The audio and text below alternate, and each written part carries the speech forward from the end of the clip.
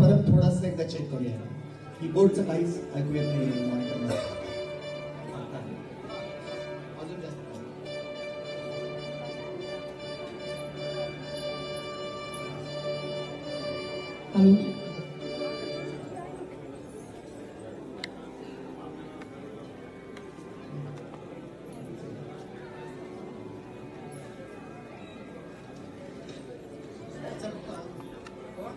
रेणुकाचा आवाज.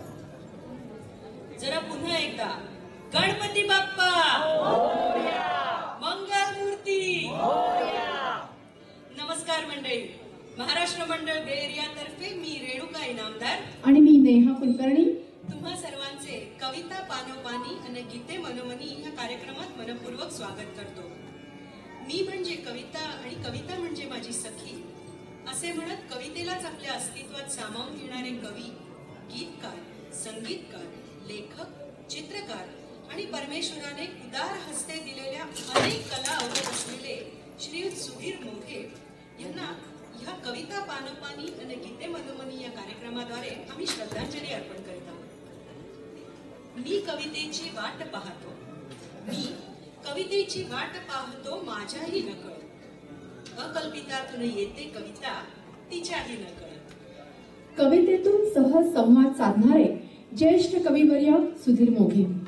कदिमांच्या काळात ओघवती शब्दकळा आणि सांगीतिक सहजता यांच्या जोरावर आपला ठसा उमटवणारे सुधीर मोघे.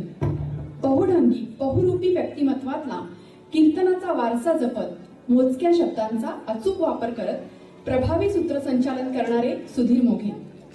पक्षांचे ठसे, स्वतंत्रते भगवती, गाण्यांची वही, शब्दधून, लय, आत्मरंग अशा कविता संग्रहातून काव्यप्रेमी रसिकांना भूल पाडणारे सुधीर मोघे.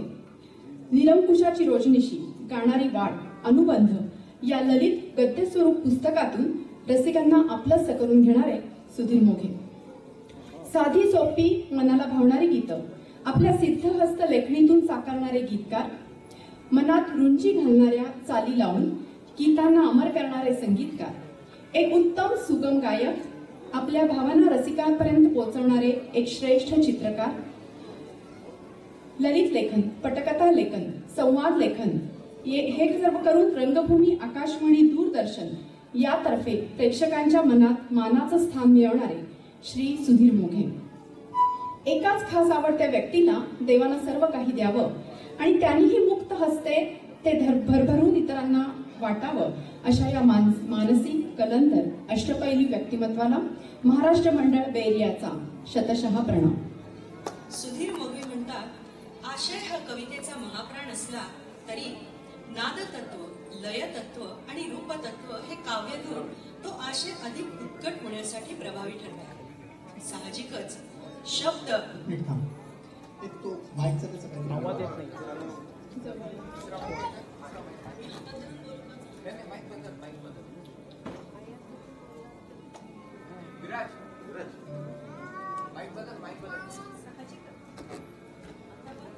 नाही येत आहे काही.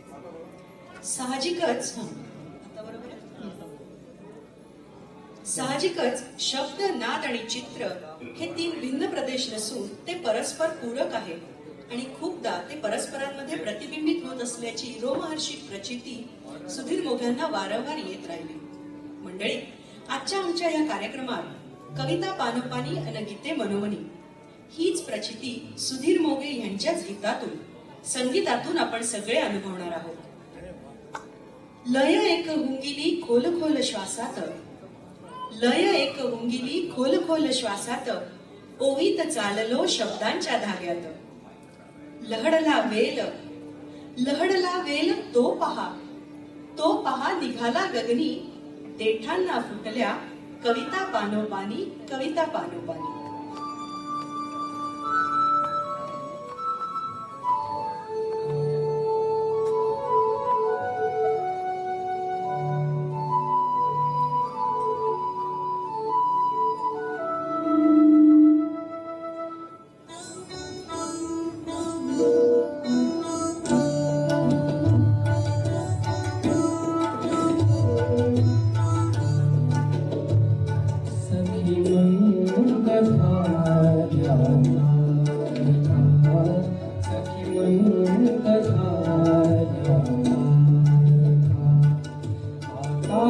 तरी येशील का, येशील का सखी मग झाल्या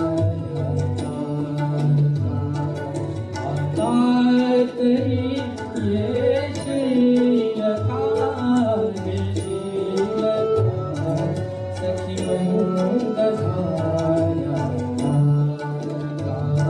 सखी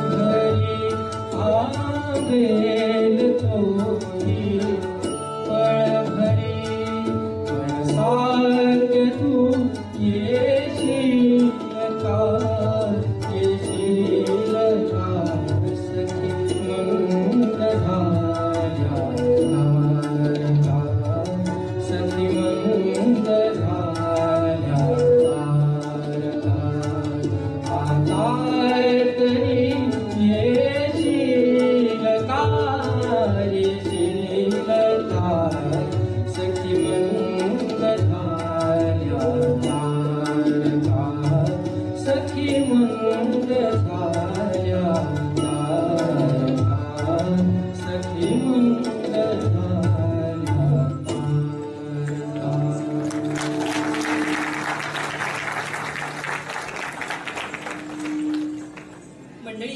सुधीर मोघे यांची रचना असलेले आणि बाबूजी म्हणजे सुधीर फडके यांच्या आवाजात आपल्या सर्वांच्या मनामनात रुजलेले हे गाणे सखी मंद झाल्या तारका हे भावगीत संगीतकार राम फाटक यांनी पहिल्यांदा पंडित भीमसेन जोशी यांच्याकडून गाऊन घेतले होते. आज अभिजित जेरे यांनी सादर केलेल्या या गाण्यात पंडितजी आणि बाबूजी दोघांच्याही गाण्यातल्या काही खास जागा लकबी दाखवण्याचा आमचा हा प्रयत्न तुम्हाला आवडला असेल अशी आशा आहे. आभाळ निळे हे तुझे रूप आहे, आभाळ निळे हे तुझे रूप आहे, जळाच्या गळ्यात तुझा सूर वाही, चांदण्यात सांडे तुझे शुभ्र हासू, चांदण्यात सांडे तुझे शुभ्र हासू, फुलांचे अत्तर तुझा श्वास आहे, पहाटेचे दव तुझे आनंदाचे असू, पहाटेचे दव तुझे आनंदाचे असू, वाऱ्याची झुळूक तुझा स्पर्श आहे, कोसळत्या धारा तुझ्या आरतीची धुन, तेथे माझा प्राण गुंतलेला आहे, तेथे माझा प्राण गुंतलेला आहे. नमस्कार मंडळी. आपल्या बे एरियाचं भाग्य असं आहे की सुधीर मोघे यांच्या बरोबर सहवास लाभलेले, नुसताच नाही तर कला क्षेत्रातला दीर्घकाळ सहवास लाभलेले सतीश दलत्तर काका आता आजकाल बे एरियामध्ये असतात. आणि आपण हा कविता पानोपानी आणि गीते मनोमनी सुधीर मोघ्यांना श्रद्धांजली म्हणून जो कार्यक्रम करतोय त्याच्यात ते सहभागी देखील झालेले. पण काकांना सुधीर मोघेंच्या बरोबरचे असलेले अनुभव हे त्यांनी आपल्याला सांगावे, यासाठी मी त्यांना आज स्टुडिओमध्ये बोलावलं. नमस्कार काका. आज तुमचे सुधीर मोघेंच्या बरोबर भेट कशी झाली आणि तुमचं त्यांच्याविषयीचा अनुभव हे तुम्ही प्लीज सांगा ना. सुधीर मोघे चांगले कवी हे मला माहिती होतंच, पण एक प्रसंग असा होता की तेलुगू कला संघाच्या एका प्रोग्राममध्ये माझा संतूरचा कार्यक्रम होता आणि ऑडियन्समध्ये कर्मधर्म सहयोगाने सुधीर मोघे होते. तो प्रोग्राम संपल्यानंतर ते मला भेटायला आले, कारण पुण्यात फक्त मी एकटा संतूर वाजत त्या काळात होतो आणि त्या निमित्त ते मला भेटले आणि त्याचबरोबर मग त्यांनी मला त्यांच्या डोक्यात असलेली कल्पना पण सांगितली की गदी माटुळकरांच्या चैत्रबोध नावाच्या पुस्तकातली मी त्यांच्या चित्रपट सृष्टीतल्या कहाण्यांचा एक प्रोग्राम करायची कल्पना सुधीर मोघेंच्या डोक्यात होती. त्याचं त्यांनी शीर्षकही ठरवलं होतं मंत्रातलेल्या चैत्रबोध. ती कल्पना मला एकदम खूप आवडली. म्हटलं जरूर मला आवडेल याच्यात सहभागी व्हायला आणि तिथून आमची ओळख सुरू झाली. मग मी तिथल्या रेडिओचा एक अपलोड वादक असल्यामुळे त्यांच्या सुधीर मोघेंची ऑडिशन होती रेडिओ म्युझिक डायरेक्टर म्हणून, तर त्याच्यासाठी त्यांनी मला बोलवलं संतूरचे पीसेस वाजवण्यासाठी. त्यामुळे आणखी ओळख वाढली आणि मंत्रालयाच्या चैत्रबोधाच्या पहिल्या प्रोग्रामच्या आधी आमचे अनेक रिहर्सल्स वगैरे होत असत. त्या निमित्ताने त्यांची रोजच भेटघाट सुरू झाली. तर सांजय गोकुळी हे गाणं त्यांनी सुधीर लिहिलं होतं आणि श्रीधर फडके त्याला चाल देणार होता, आशा भोसले गाणार होत्या, हेही ठरलं होतं सगळं. पण त्यांनी फक्त 2च कवी त्या गाण्यातली लिहिलेली होती. तर श्रीधरला ते संपूर्ण गाणं करण्यासाठी 3 कडवी हवी होती. त्यांनी जसं आशा भोसलेला सांगितलंही होतं. पण मग त्यांनी सुधीर मोघ्यांना विचारलं की तुम्ही तिसरा एक आणखीन एक कडवं लिहून द्या मला. तर तेव्हा नाही, ते कविता एक चित्र असतं, एकदा ते पूर्ण झालं की त्याच्यानंतर पुन्हा त्याच्यात काही ॲडिशन वगैरे केल्यानंतर ते पूर्ण निवडून जाण्याची शक्यता जास्त असते. तर मला काही आत्ता काही तसं काही तिसरं करू काही सुचत नाही. या घटनेला जवळ 7-8 महिने झाले.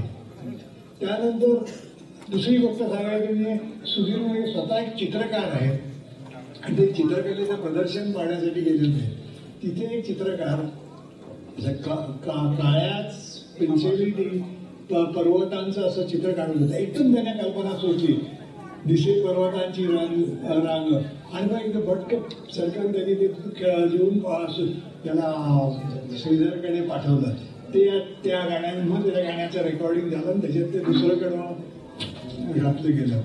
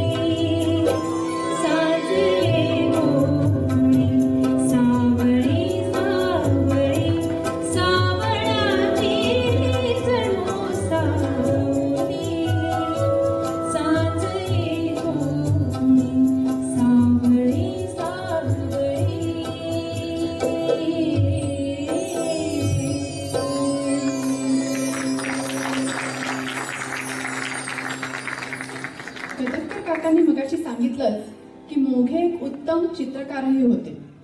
दिग्दर्शक राजदत्त त्यांची चित्र पाहून म्हणाले होते, सुधीर मोघे यांनी आतापर्यंत शब्दातून काव्य रचलं, आता त्यांच्या कुंचल्यातून सुमधुर काव्य उमटत आहे.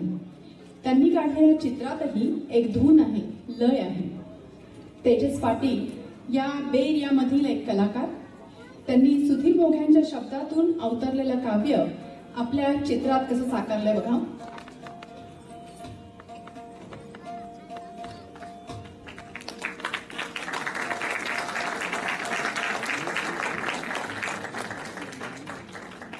सुधीर मोघे म्हणतात, चित्रपटातील मोजक्या 1-2 प्रसंगासाठी हिंदी साहित्य विश्वातून चांगल्या कविता निवडून त्यांना स्वरबद्ध करायचं हे मी मनाशी नक्की केलं होतं आणि त्यासाठी जुनं नवं हिंदी उर्दू काव्यविश्व धुंडाळत होतो. पण कथानकाला सुयोग्य असं काहीच मिळेना. त्या प्रवासात हरिवंशराय बच्चनजींच्या एका ओळीनं मात्र माझं लक्ष वेधलं. इस पार प्रिये मधु है तुम हो, उस पार न जाने क्या होगा. 2 प्रेमी जीवांचं सहज अनपेक्षित जवळ येणं आणि तितक्या सतर्कपणे कायमच्या ताटातुटीला असहाय्यपणे सामोरं जाणं हे तर प्रिय सुद्धा हे या कथेचं आत्मसूत्रच होतं. त्यामुळे त्या मंथनातून एके दिवशी अंतःकरणातून शब्द उमटले, इस पार तो तेरा साथ रहा, क्या होगा सखी उस पार. आणि मग पाहता पाहता संपूर्ण कविता सामोरी आली, सोबत अर्थमधुर स्वररचनाही. इस पार तो तेरा साथ रहा, क्या होगा सखी उस पार. इस पार तो मेरी धड़कन को तेरी सांसों के गीत मिले. इस पार तो मेरी धड़कन को तेरी सांसों के गीत मिले. खामोश अंधेरी रातों में आंखों के अनबुझ दीप मिले. क्या होगा सखी उस पार. इस पार तो भूले भटके को एक आंचल की पतवार मिली.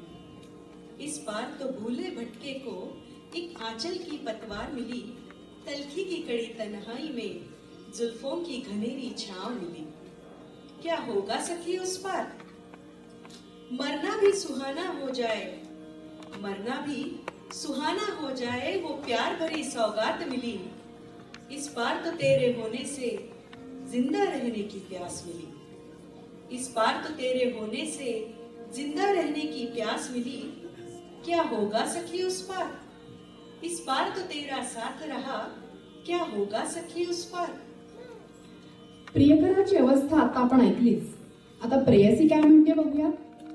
प्रीती तले लाख बहाणे, प्रीती तले लाख बहाणे, तुम्ही नवे खेळ पुराणे. मनमोहना सजना पुन्हा स्मरशील ना, साऱ्या खुणा सजना पुन्हा स्मरशील ना.